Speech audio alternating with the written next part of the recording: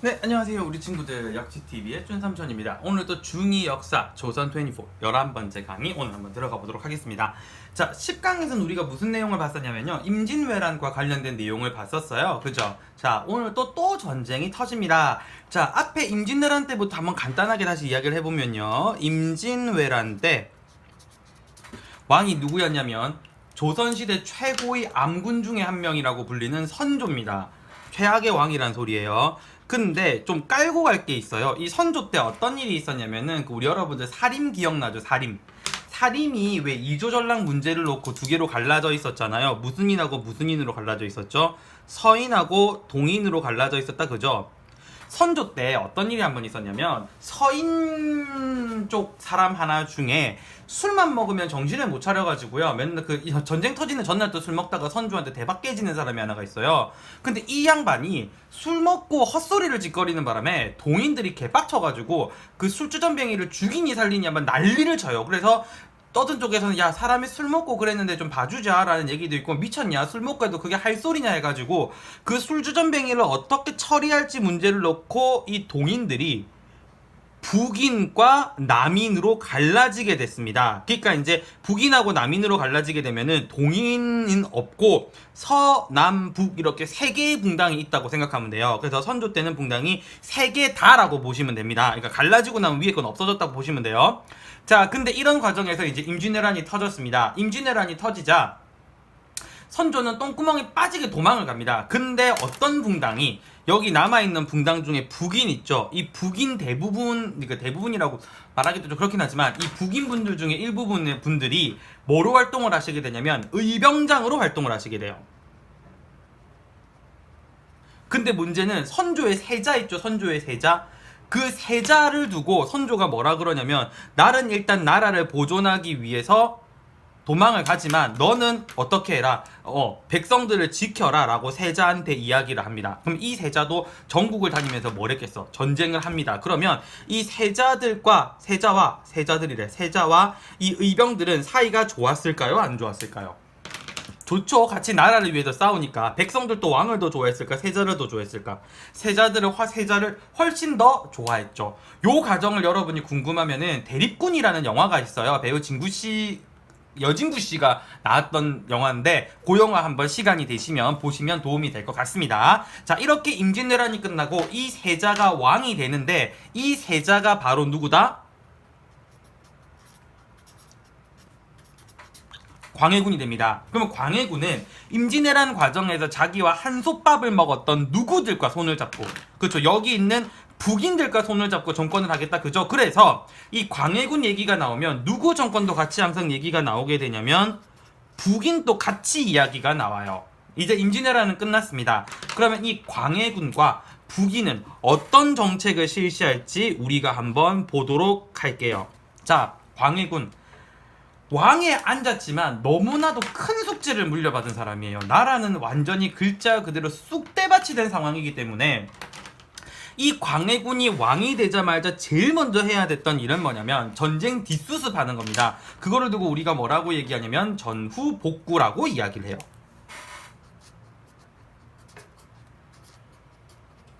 자, 1차 백성들 먹고 사는 문제가 중요하잖아요. 그래서 일단 경제적인 면을 먼저 살펴보는데 누구 땅인지도 모르겠고 어디엔 누가 살아있는지도 확인이 안 돼요. 심지어 노비 문서까지 불이 탔던 상황이니까. 그래서 일단은 그 토지 장부 있죠. 토지 장부. 옛날에 관청 가면은 여기는 누구 땅이고 저기는 누구 땅이고 적어놓고 있는 토지 장부 있었거든요. 그 토지 대장부터 정리를 합니다. 그리고 누가 죽었는지 살았는지 정리를 해야 되기 때문에 지금의 주민등록증들에 해당하는 호적을 정리하게 돼요. 그리고 일본군이 망가뜨려 놓은 땅도 다시 살려내야 되잖아. 그래서 그 땅을 다시 갈아엎어서 토지를 개간을 해서 다시 농사 지을 수 있는 땅으로 바꾸어요. 이렇게 되면 백성들이 먹고 살 수 있는 기반도 만들어지지만 전체 인구수가 얼마인지도 알 수 있기 때문에 나라를 운영할 수 있는 세금도 정확히 알 수 있어요. 이렇게 되면서 세금 수익이 다시 증가할 수 있는 효과가 발생합니다. 정책을 하려라도 돈이 있어야 정책을 할 거 아니에요. 그리고 두 번째, 우리가 뭐를 똑바로 안 해놨기 때문에. 임진왜란은 사실 전쟁 준비를 똑바로 안 해놔서 터진 전쟁이나 다름없거든요. 그래서 광해군은 국방 문제에 있어서도 신경을 굉장히 많이 씁니다. 그래서 어느 부분에 신경을 쓰게 되냐면 성곽은 성의 그 외벽을 얘기하는 거예요. 그리고 무기 이런 것들 전부 다 수리를 하고요. 그리고 만약에 또 전쟁이 일어났을 때 우리가 그 외적을 무찌를 수 있도록 군사훈련도 엄청나게 신경을 쓰세요.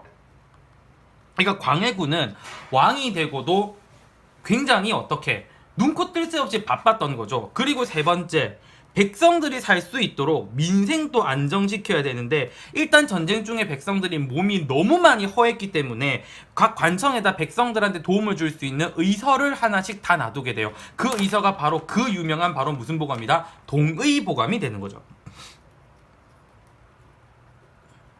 자, 동의보감 누가 적었는지 아시죠? 예, 이거 허준 선생님이 적으신 겁니다. 그리고 광해군이 실시했던 제도 중에 개인적으로 삼촌이 제일 좋아하는 제도인데 대동법이라는 걸 실시하게 됩니다.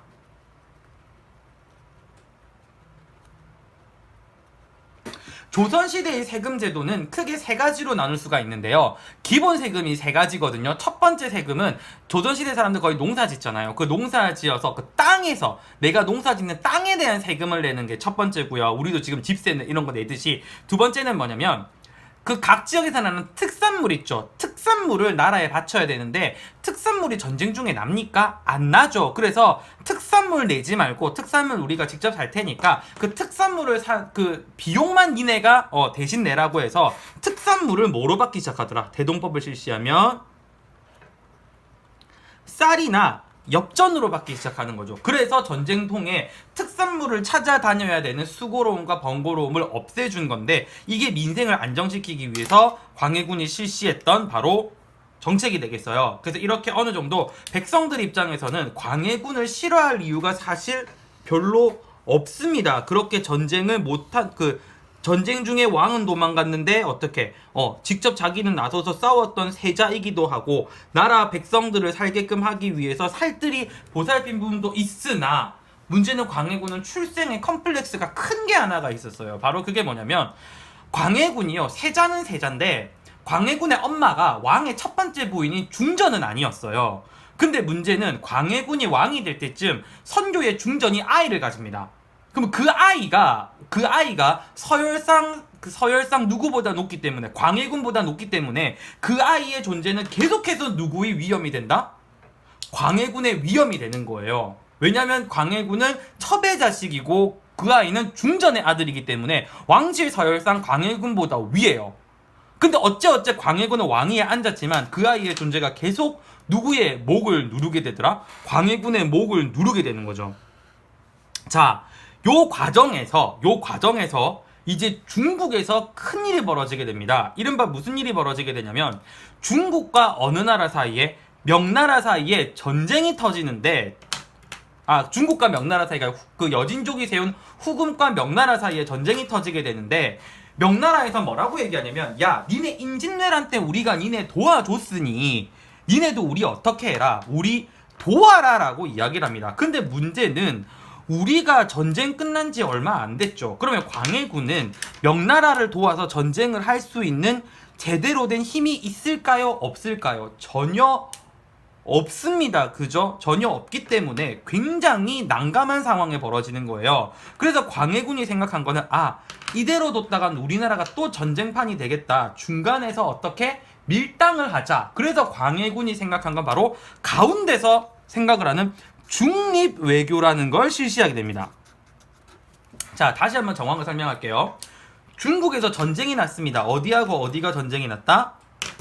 후금하고 명이 전쟁이 났습니다. 자, 후금은 우리가 앞에 봤던 여진족 만주족이에요.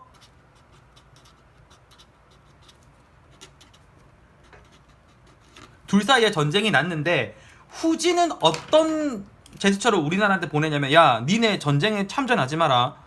오면 어떻게 한다? 가만 안 둔다. 때린다. 라는 상황이고, 근데 얘는 떠오르는 해예요. 잘못 건드렸다간 우리한테 좋을 게 하나도 없습니다. 근데 이미 지고 있는 해는 명나라는 계속 뭐 해달라? 도와달라고 이야기를 합니다. 이른바 무슨 전쟁을 도와줬으니까 임진왜란은 도와줬으니까. 근데 사실 명나라가 돌아가고 임진왜란한테 크게 도움이 되지는 않았거든요. 머리수는 채워주긴 했어도. 근데 문제는 우리도 받은 은혜가 있기 때문에 명나라 쌩을 까지는 못해요. 또 근데 더 문제는 떠오르는 신흥 강자인 후진을 잘못 건드렸다가는, 후진이 아니라 후금입니다. 후진은 어느 나라야? 후금을 잘못 건드렸다가는 우리한테 좋을 거 하나도 없어요. 진짜 글자 그대로 뼈도 못 추리는 상황이 벌어지는 겁니다. 은혜는 받은 건 맞고, 그렇다고 금나라를 적으로 돌리기에는 우리가 너무 불리한 상황이고, 그래서 광해군이 내린 결론은 뭐냐면 쟤들이 하자는 대로 하되 성질은 건들지 말자라고 얘기를 한 겁니다. 그래서 강옥립이라는 장군을 출병은 시킵니다.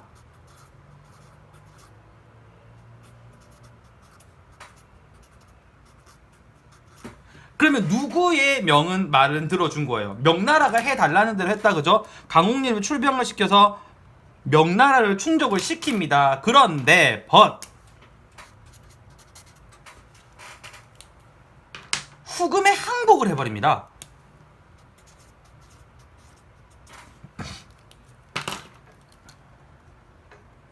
자, 그럼 잘 봐요. 명나라가 해달라는 대로 했으니 출병은 했다라는 명분은 있죠. 근데 항복했으니까 얘네하고 전쟁은 안 했잖아요. 그러니까 중간에서 적절한 제스처를 하면서 이 덩치 큰 두 나라가 싸우는 데 있어서 우리는 발을 들인 겁니까? 발을 뺀 겁니까? 발을 뺐죠. 그래서 광해군의 중립 외교를 두고 굉장히 실리적 외교를 지향을 하면서 이렇게 하면서 저 전쟁판에 우리는 발을 들인 겁니까? 전쟁을 패스한 겁니까? 저 전쟁에 발을 안 들이고 전쟁에 패스를 한 거예요. 이거를 두고 우리가 중립 외교라고 이야기를 합니다. 여러분 보기에 어땠나요? 이거 광해군 잘한 것 같아요? 못한 것 같아요?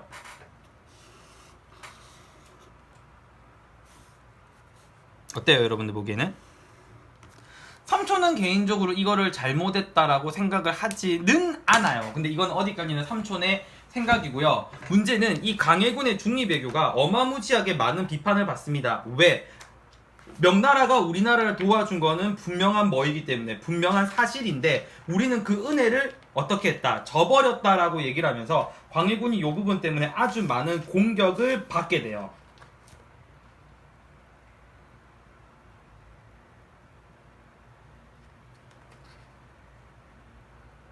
자, 근데 문제는 여기까지 보면은 여러분이 강해군이 뭐 이 중립외교에 대한 비판은 있을진 모르겠지만 크게 문제가 없는 왕으로 보인다, 그죠? 근데 제일 문제가 뭐냐면 광해군 같은 경우에는요, 아까도 얘기했듯이 그 왕자로서 지위에 굉장히 큰 약점이 하나가 있어요. 아까도 얘기했듯이 광해군의 어머니가 중전이 아니라는 거죠. 그래서 광해군은 자기의 왕자를 지키기 위해서 아버지의 부인이었던 중전을 궁궐에다 가두고 동생을 죽여 없애게 됩니다. 그래서 이거를 뭐라고 얘기하냐면 어머니를 폐위시키고 형제를 살해했다고 얘기해서 폐모살제라고 이야기를 해요, 교과서에서.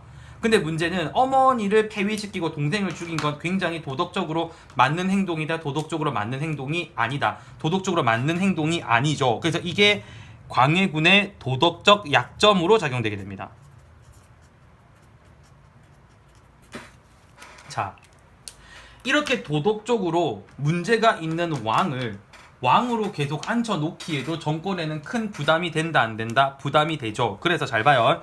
이 광해군의 중립외교와 폐모살제에 의한 이 도덕적 약점, 이거 두 가지가 작용이 되면서 광해군이 왕 위에서 끌려져 내려오게 됩니다. 그래서 무슨 반정이라는 게 벌어지게 되냐면 인조 반정이라는 게 벌어지게 되는데, 이 인조 반정이 일어나게 되면은 정권이 어떻게 바뀌게 되냐면 왕이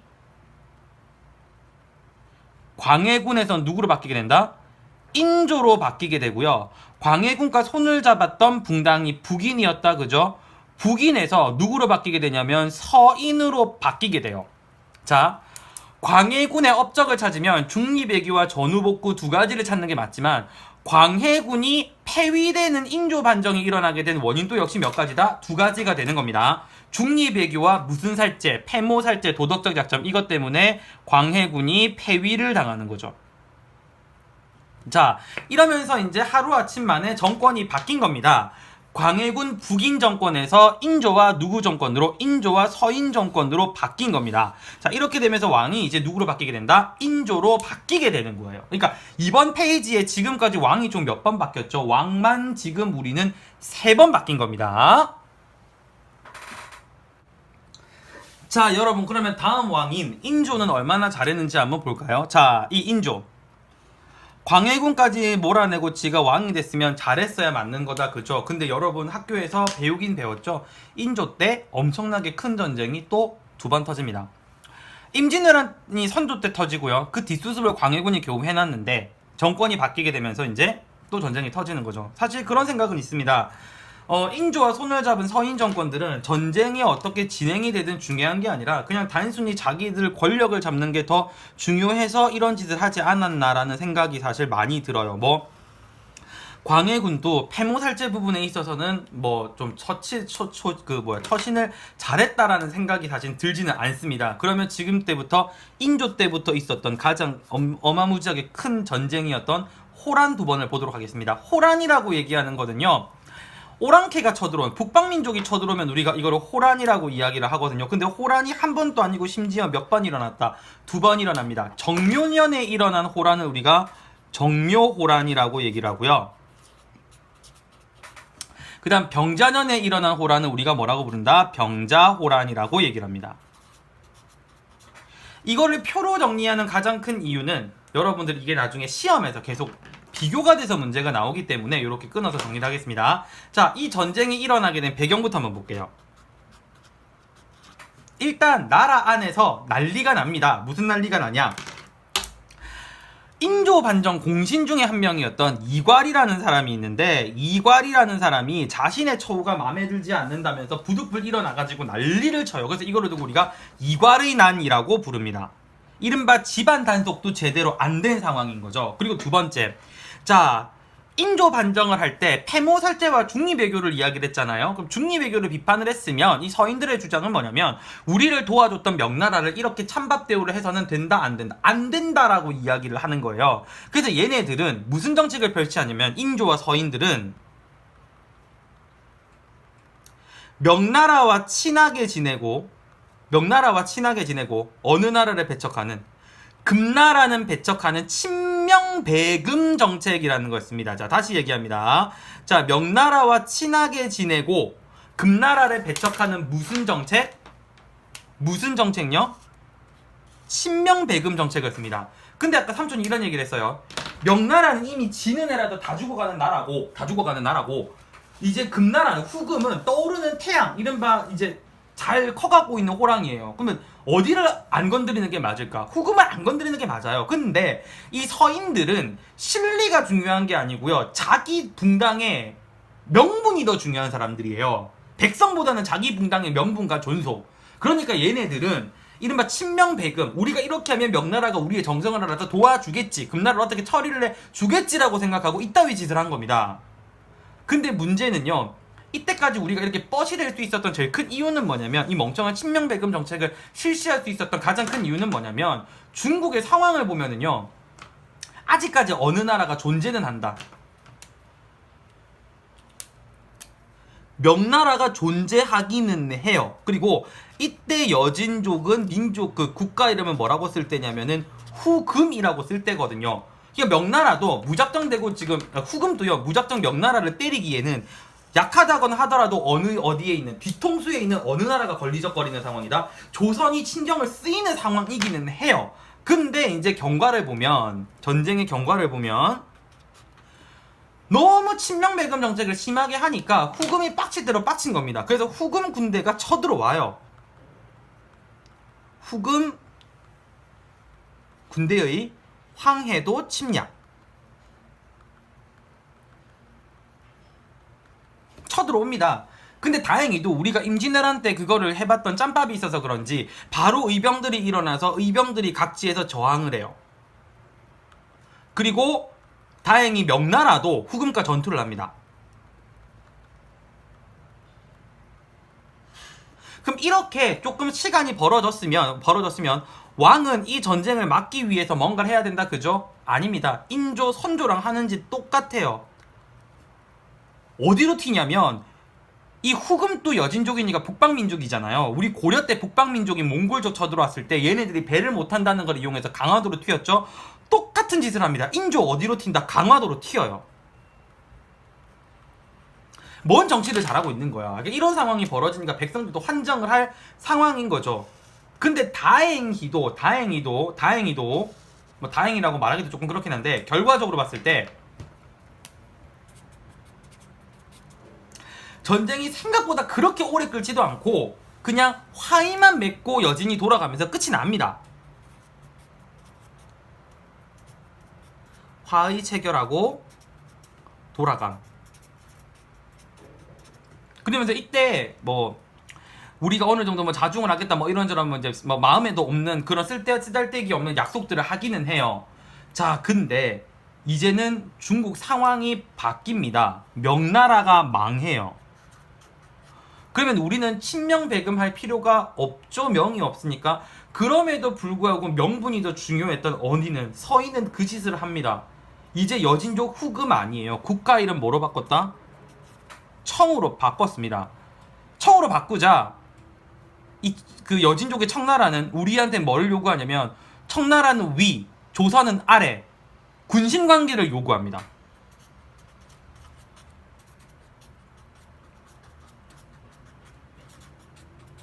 이제는 우리가 이거를 거절하는 것도 사실 어떻게 보면 뭐가 없다. 명분이 없어요. 명분이 없어. 명나라가 없기 때문에. 그럼에도 불구하고 정말 못 죽어서 환장병이 난 건지 아니면 지네들은 지배층이기 때문에 왕 옆에 도망가서 살면 어떻게든 살 방법이 있다고 생각을 해서 그런 건지 청의 군신관계 요구를 거절을 해버립니다.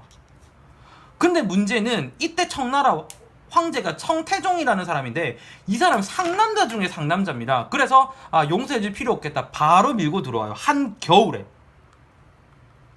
그래서 청태종이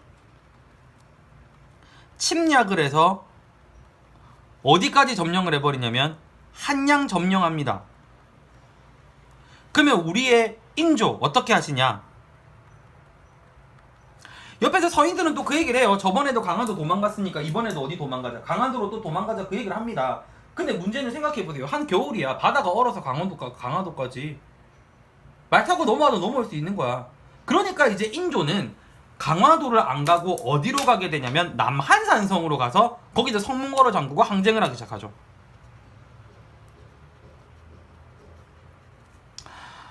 엄청나게 많은 뻘짓거리를 하다가 결국에는 삼전도라는 섬에 개 끌려 나오듯이 개 끌려 나와가지고 머리가 터지도록 절을 하고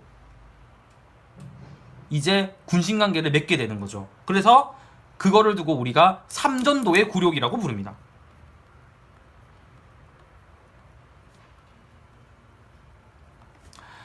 패모살제는 사실 정말 도덕적으로 엄청난 약점이에요. 뭘 해도 가족을 죽이고 이렇게 한 건 용서받을 수 없습니다. 그런데 외교 정책만 떼놓고 봤을 때 광해군의 중립외교하고 인조 정권의 친명배금 이 외교 정책 두 개만 놓고 봤을 때 누구의 외교 정책이 더 옳다고 생각하세요? 삼촌은 개인적으로 인조 정권을 좋아하지 않는 이유가 백성들을 생각하지 않는 머저리 중에 상머저리 정권이기 때문이에요. 자, 일단은 중국에서 밀고 내려오니까 북쪽 상황 괜찮을까 안 괜찮을까? 안 괜찮아요. 서북 지역 박살납니다. 서북 지역 박살나고요. 심지어 우리나라 사람 굉장히 많은 사람들 인질로 잡혀가요. 심지어 그 인질 안에 백성도 잡혀가는데 조선의 뭐들도 딸려간다? 왕자까지 인질로 끌려가게 돼요.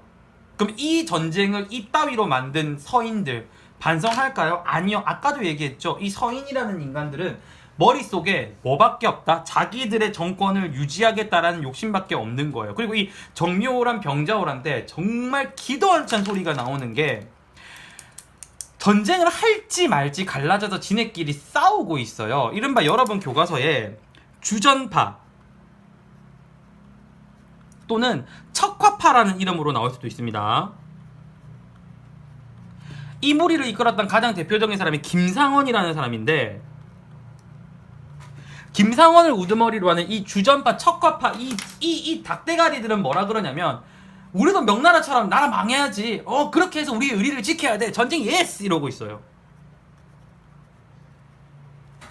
백성들이야 죽든 말든 아무 상관없는 겁니다. 아까도 얘기했듯이 얘네들은 자기 정치적 존속과 명분밖에 관심이 없는 거예요. 이에 맞서서 주화파가 있습니다. 주화파. 가장 대표적인 사람이 최명길이라는 사람인데, 이 사람 같은 경우는, 이무리 같은 경우에는 전쟁에 대해서 노를 합니다. 그러니까 단순하게 전쟁이 있어 전쟁 노라고 볼 수도 있는 문제고, 그 군신관계가 끌려있기 때문에 여기는 우리가 굴욕적이더라도 일단 살아남고 보자. 그러니까 전쟁하면 안 된다. 그 군신관계 맺자라는 뜻 쪽이고, 이쪽은 군신관계 못 맺는다. 저희는 신생국가고 우리는 이때까지 있었던 국가인데 어떻게 우리가 숙이고 들어가냐. 그래서 전쟁 해서라도 쟤네들한테 콧대를 꺾어 놓자라고 얘기를 하는 겁니다. 근데 사실 이때 백성들이 살아남는 게 우선인데, 이미 망해서 없어진 명나라하고의 명분이 뭐가 그리 중요했을까라는 생각이 사실 들기는 해요. 그래서 이른바 인조는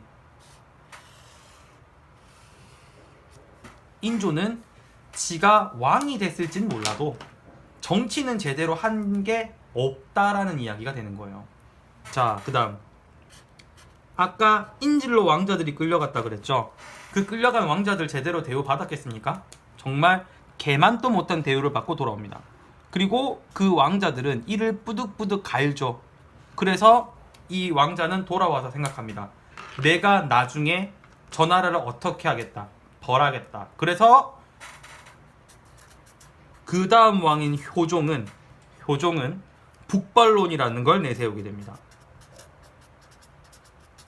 근데 삼촌은 개인적으로 이런 생각을 해요.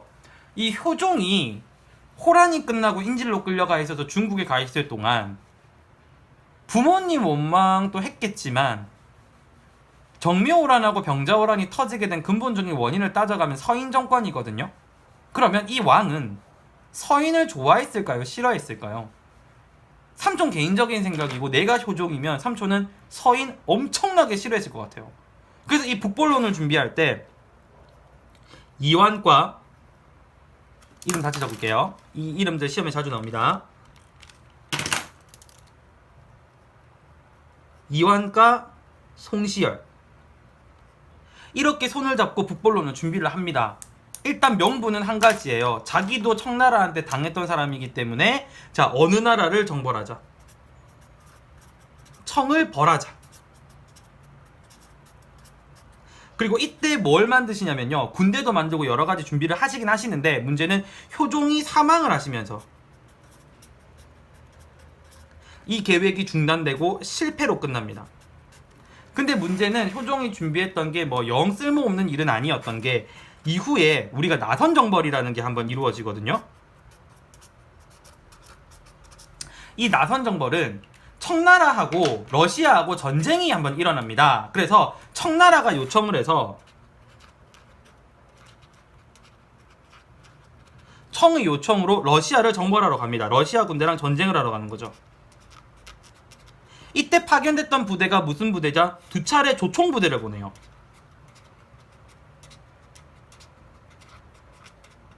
근데 참 다행히게도 이 전쟁에서 우리가 두 번 다 승리를 합니다. 그래서 임진왜란, 강해군의 중리배교, 그 다음에 인조반정, 인조 때 정미호란, 병자호란, 그리고 효종 때 북벌론, 그리고 나선정벌까지 얘네가 세트로 묶여가지고 시험 문제 이제 순서를 통으로 맞추는 문제도 잘 나와. 이거 안에 세부적으로 비교하는 문제도 잘 나오고요. 자, 그래서 여러분 만약에 지도를 주고 문제를 내잖아요. 지도가 나올 때가 있거든요. 자, 요렇게 보시면 됩니다. 우리나라 북부 지역의 지도가 이렇게 나와 있잖아요. 나와 있는데 화살표가 이렇게 들어와 있는 지도도 있고요.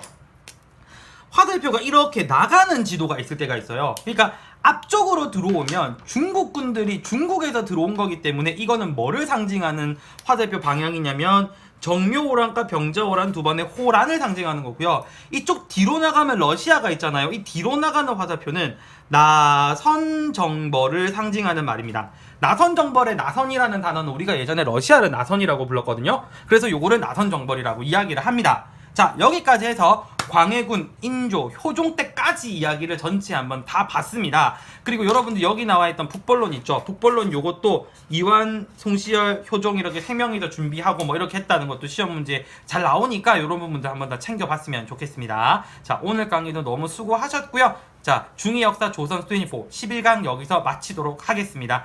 구독과 좋아요 부탁드리고요. 오늘도 고생 많으셨습니다. 감사합니다.